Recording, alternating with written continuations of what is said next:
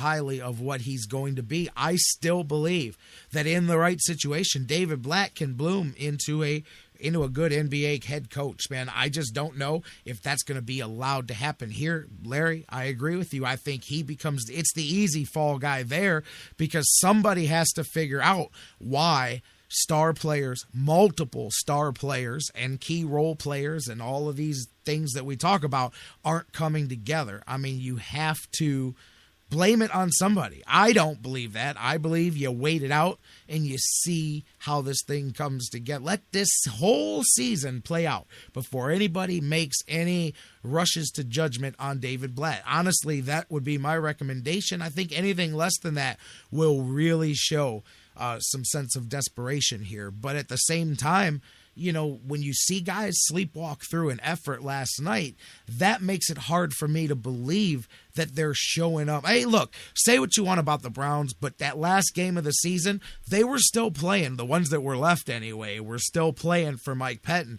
And I'm not saying guys quit or gave up on David Blatt or any of that stuff, but tell me that you saw guys give an effort last night. Tell me that you are not seeing the same thing that I'm seeing here as far as the failure to give an effort night in and night out that represents yourself, not just your coach, yourself as a player.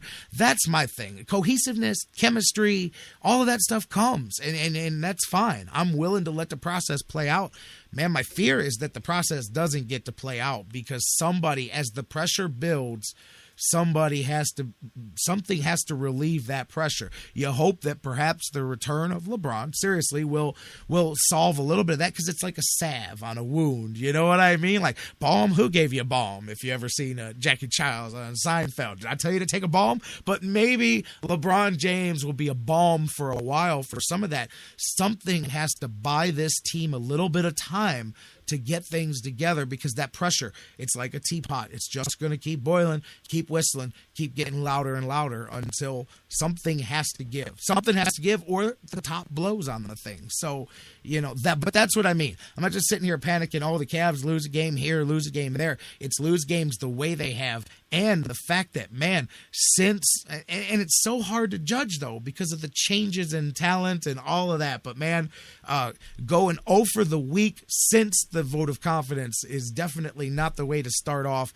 what was hoped to be a breath of fresh air for David Blatt and the Cavaliers. They've got a breath of air tonight. LeBron practicing. I know he went like 25 minutes or so, hard minutes in practice yesterday. He's going to do it again, see if he can bounce back. He may play tomorrow against Phoenix. We'll talk more about that tomorrow. We're going to get rolling here with the show. You know what? I'm going to go to the phone lines. I've got callers calling in. I'm going to let you guys get a few takes here on the phone. We're going to get rolling. Next segment, we'll talk some football here. We'll get to the NFL, Buckeyes, a whole lot to do. But you get to do it first here. Caller, you're first up on the Sports Fix. Where you at? Where you from?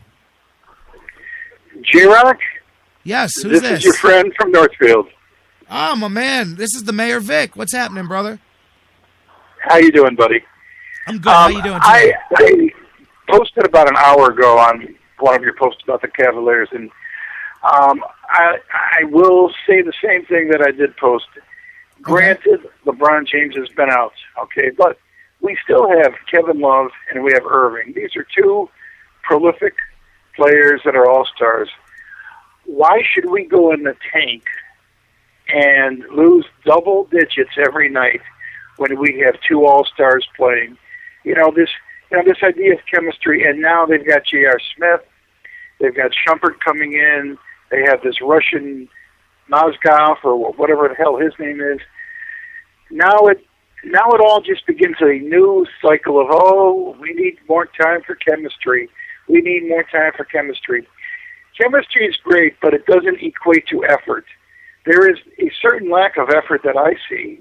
Yes. And when you lose double digits every night, with the iconic LeBron James sitting on the bench, you still have Irving, you still have Love, absolutely. You still have absolutely, Mayor, I agree. Okay, I'm right with you. I just said that. It's not about, because they do need chemistry. Like, I will give you that. When LeBron comes back and Shumpert comes back, you need a couple of months for that soup to cook together. That's not just an excuse, but the effort is totally different. And I'm with you. There's no excuse for a team with the talent of Kyrie Irving and Kevin Love and the pieces, Tristan Thompson, etc., and so forth, that they have on the floor last night. I'm not talking about last year, next week, none of that. I'm just talking about last night against Sacramento.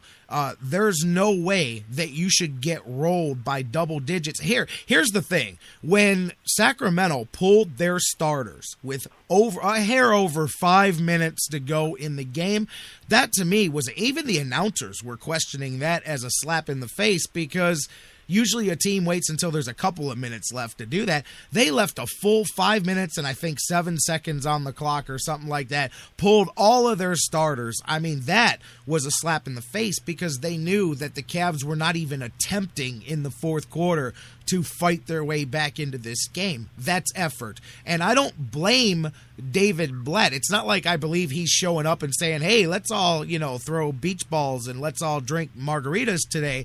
At the same time, it doesn't appear to me that they're giving an effort, but maybe that has nothing to do with him. Maybe anybody could be the coach on the sideline and these guys would be the same way.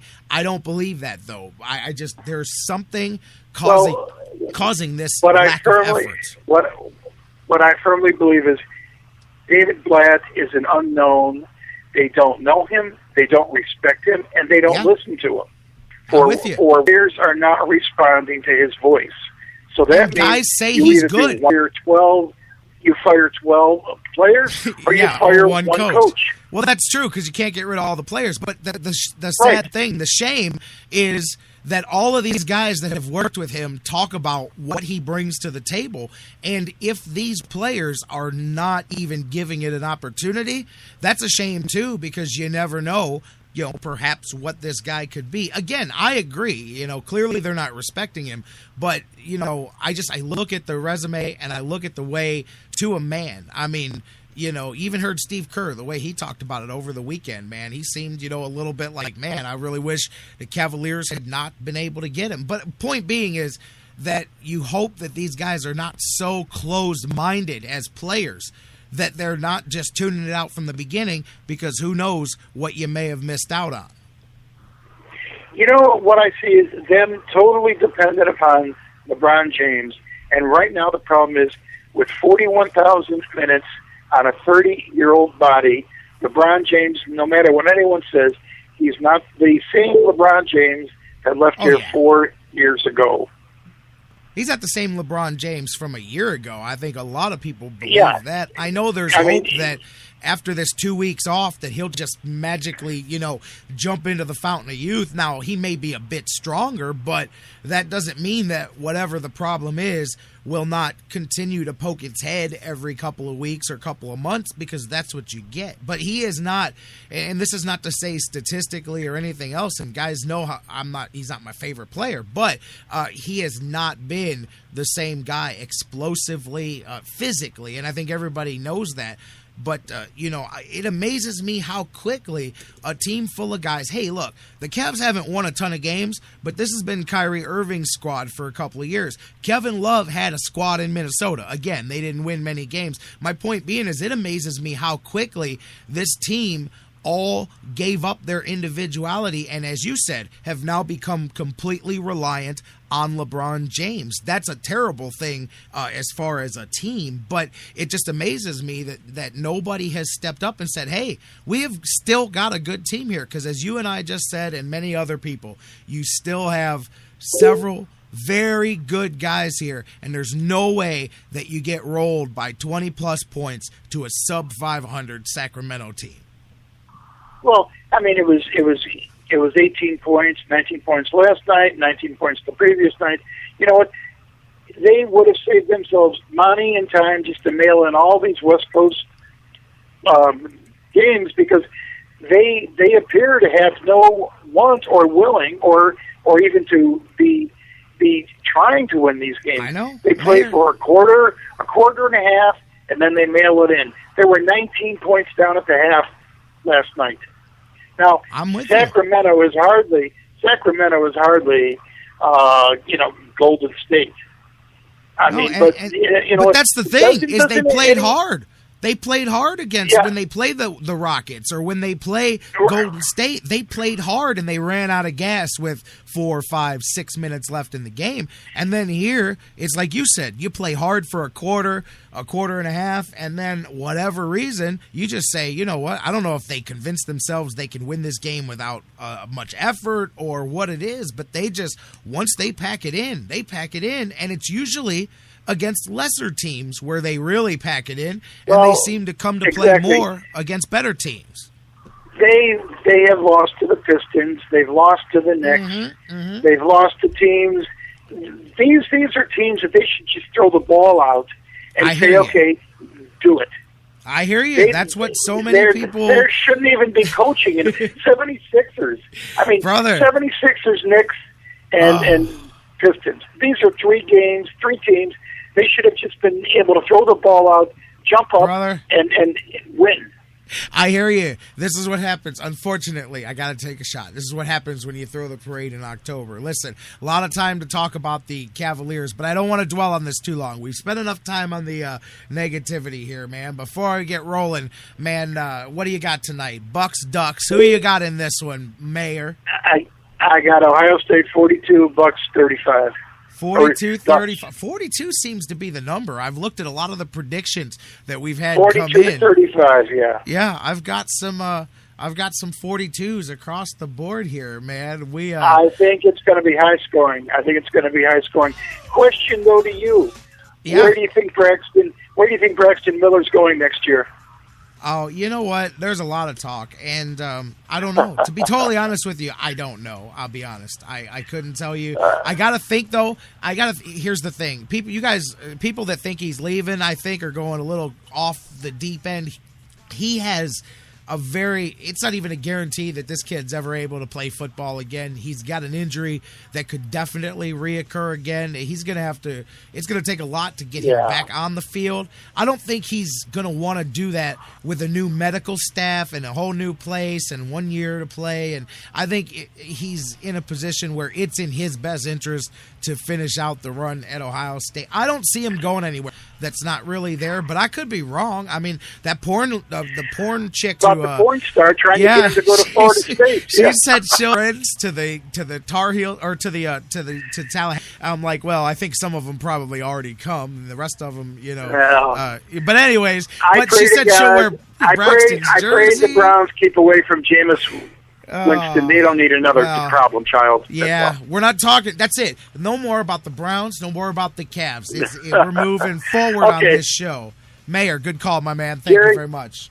Have a great day, buddy. You got it. Great call, Mayor. We've got some calls here. I've got some calls in queue from guys that have called in here this morning. We'll play some predictions as we go out. I'll play one here as we go out to the break. We'll play another one here in a little bit. Thoughts on tonight when we come back. Let's talk a little bit. I've got Dan Wismar coming up just a few minutes from now. I'm going to talk a little NFL playoffs when we come back. Short segment. Open up the phone lines one more time. I want to talk about yesterday's game. All weekend, man. But Des Bryant, man. Yesterday... what do you guys think, man, on that? I've got to tell you, I think that was the most ridiculous rule. And I thought the same thing with Calvin Johnson. I said, man, now we're just being stupid for the sake of being stupid. But anyways, not that I'm crying for the Cowboys. We'll talk about that real quick. NFL playoffs rolling on. Dan Wismar is going to join us. We're talking Buckeyes and so much more. Let's start talking some football. Let's start with the playoffs here this weekend. NFL playoffs here. Let's talk a little bit about it when we come back. Hey, phones are open. Give me your thoughts. Did Des Bryant make that catch? What's up with it? Well, no. I don't want to know what you think about the Cavaliers right now. Who's going to win tonight? The Bucks or the Ducks? 216-539-7535. 216-539-7535. We'll be right back talking some football, baby, here on the Sports Fix. Let's see. Who do you think's going to win tonight? Caller, your take is on the air. J-Rock Big Daddy, it's Charles from the chat room. Just want to get in. Know you're going to have a loaded show today. Just want to get in and say, Bucks are going to win tonight. You know what duck tastes like? It tastes like a national championship, baby. Go Buckeyes, make it happen, baby. There we go. More of that, your takes, and more when we come back talking some football here on the Sports Fix.